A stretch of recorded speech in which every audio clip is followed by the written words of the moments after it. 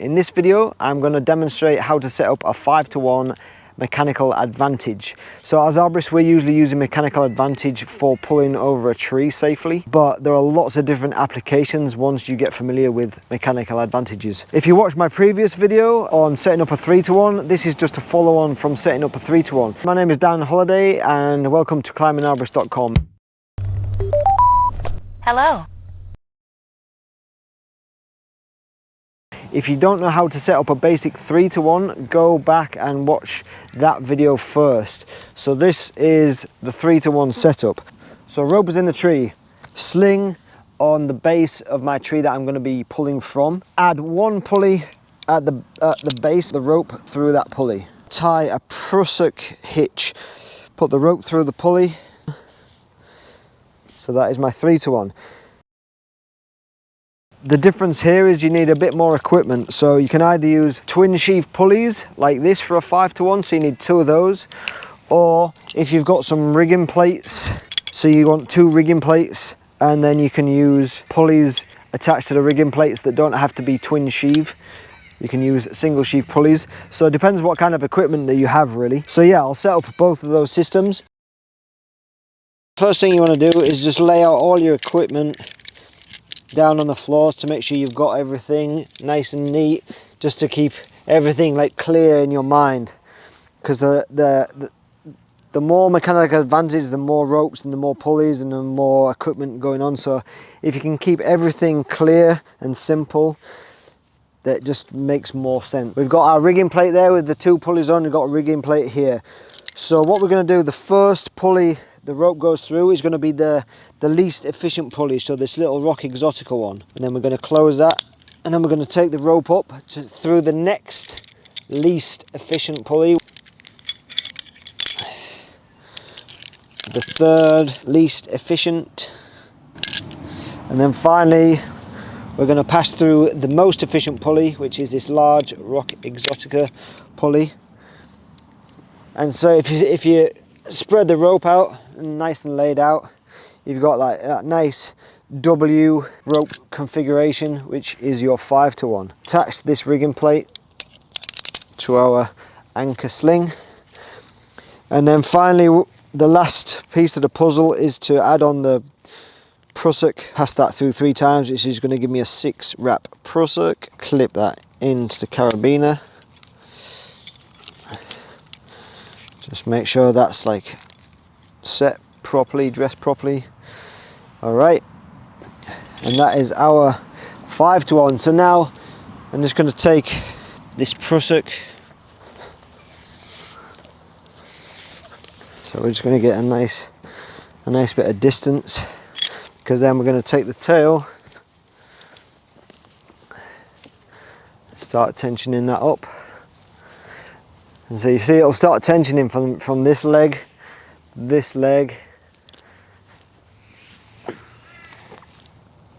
so you need to keep everything nice and neat. And there we go, we got our 5-to-1. Haul it and then let go, let the prusik do its magic.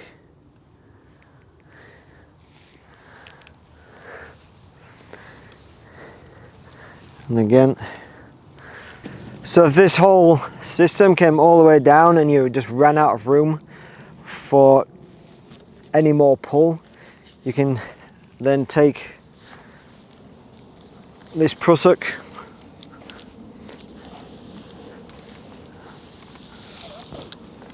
and reset it all the way up there again, and then take the tail. Make sure you don't trip on it, because you get so much rope in the way, and then carry on pulling. I know that some of you will be watching this at home right now on the computer. Some of you though will be out on site right now. Maybe you're having lunch, maybe you're just like flicking through some videos or whatever. If you're out in the truck right now having lunch and you got a full load of wood chip, have you ever heard of chip drop? So this video is proudly being sponsored by the awesome guys at Chip Drop. And what is Chip Drop, you might ask? Well, Chip Drop is exactly what it says on the tin. It is a website that finds places to drop your chip. conveniently and locally. So if your drop site is an hour away, have a look on Chip Drop. In your city, there might be a bunch of locations of people that want chip, and there might be somewhere like 15 minutes away. So it could save you like an hour of travel time, like there and back. So if you're not registered for Chip Drop or you've not used it before, click the link in the description on this video and go and check out if there's a convenient location to drop your chip for somebody who wants it nearby. Thank you to Chip Drop for sponsoring this video. This time we're going to use a twin sheave pulley. To do a 5-to-1, 2 twin sheave pulleys. So we'll take our rope that's coming from the load. We've got our prusik with a carabiner attached there. If you're doing a 5-to-1 with twin sheave pulleys, they make it kind of quite easy and well organized. It means you don't need rigging plates.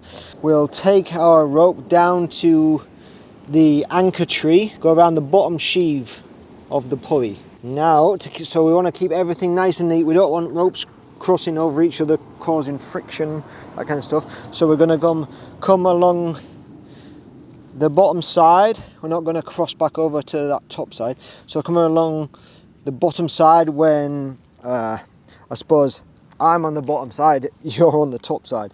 So this is the bottom side. So come along the bottom side and go around the bottom sheave like you did in that first pulley. So around the bottom sheave, around the bottom sheave. Okay, so come along the top side, around the top sheave, come around the bottom side, and then around the top sheave on that second pulley. So there we've got our 5-to-1, and we can slide that up, and then all we need to do is we need to add our progress capture. If we pull this all the way down and it collapses right here, we need to then be able to extend it out again. So the progress capture needs to be on this first leg of line, because this leg of line isn't moving when you extend the system back out again. So we need to add the progress capture there. So you find the line that's coming directly from the load, which is this one. So we're going to tie a prusik, and then we'll add that into the carabiner. If you're pulling, and you run out of pull, because both pulleys meet each other and you literally can't go anymore, but you need to capture the progress so there's still tension on the rope, and you can grab the whole system and you can walk that backwards, and now you can start again. You can reset and carry on pulling. Another option you've got, and this is actually makes things really easy, is you can buy a pre-made 5-to-1. So I've got two options here. I've got this tiny little one made up of really thin diameter line and the DMM twin sheave carabiner, I'm not sure the name of them, revolver rig twin sheave maybe, or something like that. And it's got like a, what's that, an 8mm line on it possibly. So this packs down really small, so I keep this in my climbing kit just to, if I need that pull for on the fly. So that's just one I've got. But the main one I use, this pre-built 5-to-1, is the Petzl twin release, and this is the absolute best of the best premium option, because it has this built-in progress capture cam that you can lock out or you can have working, and it also has a one-way ratcheting pulley on it with a faceted sheave to add friction as well. So when you're pulling, it doesn't add friction, but on the pull back it's adding friction. And it's also got this extra little wrap, so you can wrap it and kind of slowly you can take the tension and slowly release as well. So anyway, I've got a whole video on this pre-made setup. This is amazing, Petzl twin release. But let me show you something. So if you're using a pre-built 5-to-1, I'll attach the little line there. So you've got your pre-built 5-to-1, and the progress capture is going to be on the last leg of line coming out. You'll have this end connected to your anchor. Say you've pulled this line all the way in, and you've run out of pull on your 5-to-1, you can't then just slide that back out again. So you still need to put a prusik on the line that you're pulling to capture the progress. So now you take up all that slack, you would loosen your 5-to-1 a little bit, and then you can reset your 5-to-1. If you're using a pre-built 5-to-1, you just have to remember to capture the progress on the rope that you're pulling, because once you've used all the 5-to-1 pull, you won't be able to then stretch it out again unless you capture the progress on that line. That's the only difference and thing you need to be aware of if you're using that pre-built 5-to-1. One final piece of valuable information, especially for a 5-to-1, if you buy a preset 5-to-1 fiddle block system, so it all comes as a kit, where the rope is terminated in your pre-made kit, to be a 5-to-1 needs to be terminated on the load, and then you need to be pulling this way, so that's a 5-to-1. But if in your pre-made kit you use the terminated end on here and then the load is over there and you're pulling this way, then you're only getting a 4-to-1 mechanical advantage. So it actually makes a difference which way round you use it. So you want the termination end on the load and not on the anchor. So this might get a little bit confusing because we've been talking about 5-to-1s the whole time because of like pulling trees over, and this is the same setup. The only difference here is the load, you're lifting the load, whereas we're normally pulling the load. So this setup, even though it looks the same as what we've been doing, this is actually a 4-to-1 because you're not terminated at the load, you're terminated at the anchor. And because if you're lifting something, obviously you're going to be terminated up here so you can pull down, because you need to be pulling down, you can't be pulling up. So this is a 4-to-1.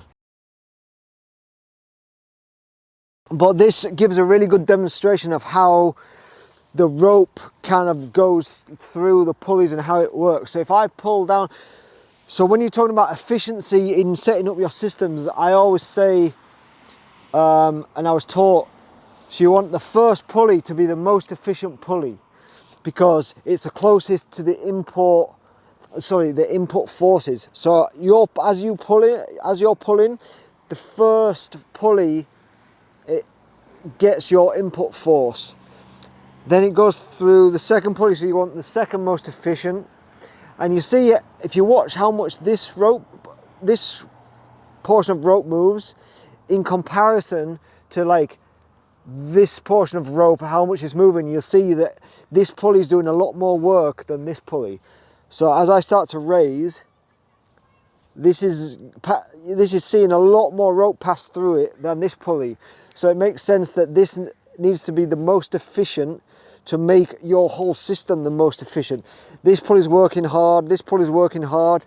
These two are working and seeing way less rope going through them. So it makes sense that the worst pulley you have, the least efficient, should be on the end closest to the termination. How do you know what your mechanical advantage is? We're terminated at the anchor here, so we should know that this is a 4-to-1 and not a 5-to-1. If the termination was on the load, like it is when we're pulling a tree, it would be a 5-to-1. So let's just check this. And the way to know what your mechanical advantage is, for every length of distance you pull, so in this case you raise, we should have to pull 4 times rope to raise it. So this is 0.5 of a meter, so I should have to pull 4 times that, which is 2 meters. So I've got this is actually a DBH tape, but on one side it's got regular measurements. So I'm gonna put my hand where the 0 is on the tape, and that this is lined up with the top of that black tape. So I'm going to pull this from 0. I'm going to pull until the top of that rigging plate lines up with the bottom of that black tape. I'm going to spin and come towards the camera. There we go. I don't know if you can see that, but I've got 2 meters of rope I've pulled through, and that's raised it the distance between the bottom black tape and the top black tape. So that shows you that is a 4-to-1 mechanical advantage. And that is the best way, if you're unsure or if you're just messing about, the best way to test your mechanical advantage is it 7-to-1? You'd have to pull 7 times the rope to move it that distance. If you're 2-to-1 or 15-to-1 or whatever the number is, or what you think it is, that's how you can check. For ease of numbers, if you're raising 1 foot, you're pulling 5 foot on a 5-to-1. If you're raising 1 foot and you've got a 4-to-1 like this, then you're going to pull 4 times the amount. And that is how to set up a 5-to-1 mechanical advantage.